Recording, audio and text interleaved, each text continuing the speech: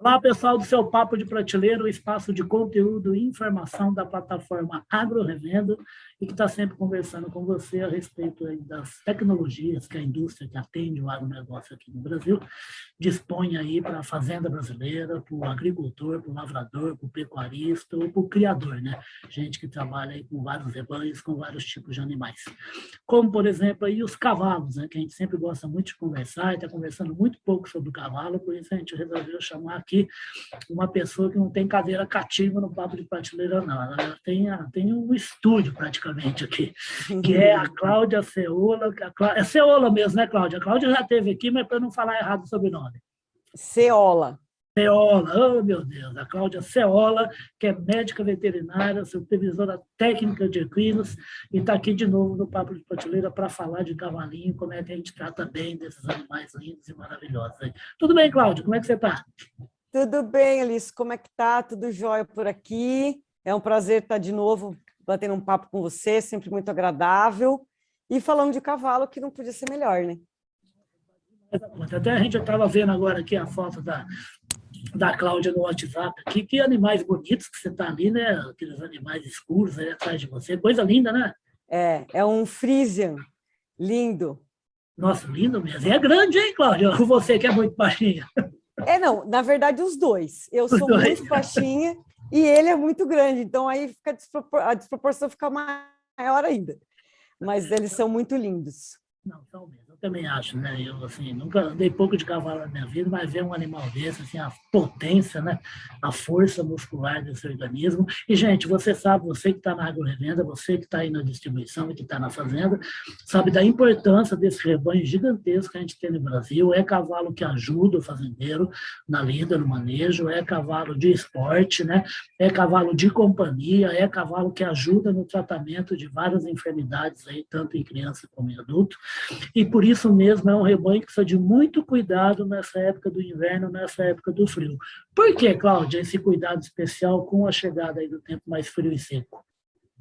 Então, Ulisses, no inverno, algumas coisas acontecem, né? A primeira Sim. delas, que eu acho que é a mais importante de todas, é a questão da qualidade da pastagem. Então, a pastagem, devido ao clima e à menor luminosidade e à falta de chuva, a gente tem uma escassez na pastagem, então os pastos não têm uma quantidade de massa suficiente, não têm um crescimento adequado, e a gente não consegue fornecer exatamente a quantidade que o cavalo precisaria. E isso também implica em atrapalhar a produção de feno, né? Porque para você ter feno, você precisa que a planta cresça, que o capim cresça. E aí, essa escassez é muito complicada, muito complexa, porque o cavalo é herbívoro, então a base da alimentação dele é o capim. Então, esse é o primeiro momento. E a segunda situação, a questão do inverno, é a questão das baixas temperaturas, em que a ingestão de água acaba sendo reduzida pelo cavalo. Isso não só acontece com a gente, né? A gente também bebe menos água no inverno, mas a questão do cavalo em especial é que a gente nota que eles não agradam beber a água fria. Então, quando você tem... eles não se agradam beber água gelada. Eles não gostam, então a ingestão de água fica muito diminuída. E o que isso acarreta? O que isso interfere? Que você tem a somatória de dois fatores. O primeiro é a baixa qualidade da fibra, então a fibra está não só em menor quantidade, mas em menor qualidade. Então você tem os fenos mais taludos, e nós sabemos que o cavalo não consegue, as bactérias, o microbioma intestinal não consegue fazer a degradação, a digestão do talo, né, da lignina, do capim, e então você tem esse feno mais taludo, que quando o animal ingere isso, ele acaba tendo que beber mais água, o organismo pede. E aí soma com a questão da temperatura que tá baixa, e eles bebem menos água. Então, essa somatória de fatores acaba fazendo com que os animais desenvolvam os problemas de impactação, principalmente de intestino grosso, que são muito comuns nessa época. Então, são tipos de cólica que acaba tendo que levar, na maioria das vezes, o animal para a mesa de cirurgia. Então, assim, é uma situação muito delicada, Além disso, a gente tem uma época que a própria mineralização na pastagem também está reduzida, então o mineral, nesse momento, ele acaba sendo essencial por conta disso, porque a pastagem está deficiente, né? E também o que acontece? Quando a gente consegue forçar o sal mineral, né, que é muito comum, as pessoas deixarem o sal à vontade para o cavalo, isso é ideal, mas no inverno a gente recomenda forçar. Por quê? Porque a gente está forçando a ingestão do sódio. O sódio faz o que com a gente? Aumenta a sede. É como costumo dar o exemplo, né, da feijoada. Se você comer uma feijoada na hora do almoço, quando chegar à tarde, você vai estar com sede, você vai beber mais água. E você forçar o cavalo a uma quantidade em torno de 50 gramas por dia na ração, além de deixar à vontade, você está fazendo com que ele sinta sede. Então, ele vai beber mais água, mesmo ela estando fria, vamos dizer assim. E aí você ajuda a dar uma equilibrada nessa situação. Cláudio, então é fundamental a gente que fala bastante aí, diretamente, né, com revenda e ponto de venda de produto, né, e com a distribuição, é que eles, inclusive, passem essa orientação, né, para quem tem cavalo na fazenda, né, para que esclareça para eles, né, se eles estão realmente fazendo modificação da alimentação, que não é igual ao verão, né? Não é igual. E outra coisa, assim, que é extremamente importante, principalmente o pessoal que trabalha com animal de lida, né, a mineralização do cavalo é diferente da mineralização do boi, né? Então, assim, a gente sabe que tem que ter disponível todos os dias, não pode ser fornecido 2 vezes por semana só o sal mineral para o cavalo, ele tem que ser fornecido diariamente, porque o cavalo tem as suas exigências, tem que ser um produto específico para cavalo, porque existem algumas substâncias que vão no sal mineral de gado que pode dar intoxicação no cavalo, então isso Ô, Cláudio, muito isso é importante, né? rotineiro. Orientar o cara da revenda de que para avisar para o fazendeiro, não é que é para aproveitar produto do boi, não, né? Não, é muito comum, eu até entrei nesse assunto, Liz, por conta disso, porque é muito comum o pecuarista deixar o cavalo para lamber o sal do gado. E aí, se você pega, por exemplo, um proteinado aí, ou algum mineral que vai, o ionóforo, você tem intoxicação, é imediato, entendeu? Então, Vai prejudicar o organismo, né? Se você pegar os proteinados de gado, o cavalo não pode comer. E se comer, intoxicação na hora. Então, essa é o mais importante, que é o que costuma, inclusive, se fornecer no inverno, né, para o gado. Eu não entendo muito de boi, mas eu me lembro que o proteinado é fornecido geralmente no inverno, quando você tem massa de capim, né? Então, tem que tomar cuidado. E aí, assim, o cuidado do mineral para o cavalo é esse, que seja fornecido todos os dias e seja específico para a espécie. Perfeito. Você, no material aqui, o último material até que o pessoal é da assessoria, que está sempre municiando a gente, e a gente coloca lá no site da Agrorevenda, estava falando a respeito também dessa mineralização importante no inverno, na época seca, na época de frio, por causa da reprodução dos animais. Como é que funciona isso, Cláudio? Então, justamente agora, né, a gente está na fase da reprodução, né? A maioria das raças começam em julho, e o mineral, como eu disse, ele é essencial diariamente, sempre, e principalmente na época do inverno, por conta da escassez da pastagem. Os minerais, na verdade, eles representam muitas funções no organismo. Então, o que seria o sal mineral? Vamos explicar aí para o pessoal. Você tem os macrominerais, os microminerais, e no caso do nosso sal, tanto o Centauro 80 quanto o Centauro Cromo, a gente tem as vitaminas A, D e E. Essas vitaminas, elas precisam ser provenientes da dieta, no caso do equino, porque não são produzidos. Então, é essencial. Os microminerais, tanto os macro quanto os microminerais, eles participam de funções fisiológicas em todo o organismo. Então, funções fisiológicas, funções estruturais, funções hormonais. Então, todo o funcionamento de enzimas, os ligas e os desligas, eles acabam necessitando que tenha a presença desses minerais. Então, as funções estruturais, a gente tem os macrominerais, e as funções hormonais, as fisiológicas, acabam tendo a importância dos microminerais orgânicos. E o que acontece? Quando a gente tem a ingestão dos minerais inorgânicos, que é a forma normal, nós não conseguimos saber quanto que o animal absorve. Por isso que é essencial que a gente forneça os minerais orgânicos. Por quê? A gente tem não domínio todos, do que ele está se alimentando, do que ele está comendo, né? Exato.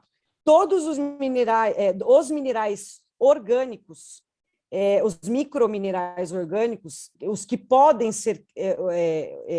serem transformados em orgânicos, que na verdade é simplesmente unir esse mineral a um aminoácido ou uma levedura, que você vai garantir que esses minerais sejam absorvidos. E qual que é a importância fundamental que a gente tem na reprodução? Porque você está na fase, a égua tem que ter uma mineralização adequada, principalmente, não só no final da gestação, com os macro, mas com os microminerais, mas a gente descobriu, né, através da nutrigenômica, que os minerais eles são essenciais para fazer a expressão gênica. Então, o que é a nutrigenômica? A nutrigenômica ela é uma ciência que estuda como que os nutrientes eles podem participar da ligação do liga e do desliga, da ativação dos genes para você ter expressão gênica. Para que eles se expressem da maneira como eles estão impregnados no organismo de cada animal, né? Exatamente. E isso acontece, Ulisses, no início da gestação, certo? Então, como que funciona? No início da gestação, você tem lá o indivíduo, né? O outro, ele vai herdar 50% da genética da mãe e 50% do pai. Isso é o que a gente deseja, sempre são escolhidos craques, vamos dizer assim, e você tem a formação desse indivíduo. Agora, o que vai ser, o que vem da mãe, o que vem do pai, e o que gene vai ser ligado ou não, vai depender da nutrição e da criação. E isso explica por que você tem irmãos próprios, ou seja, irmãos de pai e de mãe, que são idênticos, né? Os mesmos pais, mesmas mães, que um dá bom e o outro não dá bom, porque você tem a fase inicial da nutrição que é essencial. Então, tem alguns microminerais que eles participam desse estímulo para você ter a expressão gênica desejada, né? Então, um exemplo que eu costumo dar é a questão do marmoreio de carne. É sabido que existem alguns minerais específicos que precisam estar presentes no segundo ou no terceiro mês da gestação para que você tenha a expressão do marmoreio de carne, que acho que fica mais fácil para a gente exemplificar do que no cavalo, tá? Então, assim, o mineral é essencial para a reprodução. Esse assunto é fantástico, até eu já trabalhei em comunicação aí na área de aves e suínos, que foram criações animais assim, precursoras da nutrigenômica, né? Na utilização da alimentação para ter a boa expressão e transferência, né? Transmitibilidade, né? De boas características, né?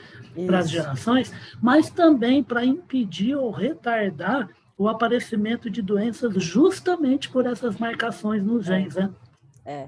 E assim, Ulisses, é um erro muito grande, porque muitos criadores de cavalo costumam economizar com a dieta das éguas no início da gestação. Então, é o que a gente sempre fala.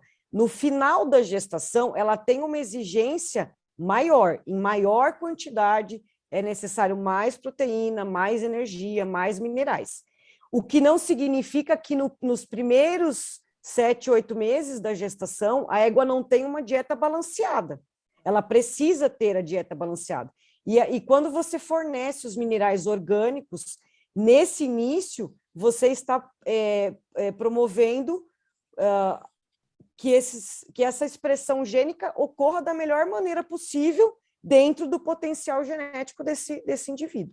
Então, assim, realmente é uma tecnologia que vale a pena, né? E aí, assim, é até legal isso, porque tanto funciona que a Guabi, né, juntamente com a Altec, nós estamos com todos os nossos produtos, inclusive a linha ProEC, que é a linha mais econômica, vamos dizer assim, que o lojista usa muito. Todas as nossas rações, sem exceção, elas saem já com os minerais, os microminerais que podem ser orgânicos, 100% são orgânicos nessas linhas, em todos os produtos. Porque a gente sabe do benefício e a gente sempre quer a melhor qualidade para os animais, aí, os melhores resultados. Bom, primeiro que a Aguabi é uma empresa aí que quase 50 anos atuando, mais de 46 anos, com várias soluções aí para a saúde e nutrição animal, né? Não só de cavalos, mas aqui a gente está falando mais de cavalos, e exporta para mais de 30 países. E agora, de novo, a Cláudia já tinha citado a questão da Altec, a parceria, né, na outra conversa nossa, mas agora é legal de reforçar, né? Uma parceria firmada com uma empresa absolutamente revolucionária, né, Cláudia, em relação a como descobrir novos elementos para nutrir bem os organismos dos rebanhos, né?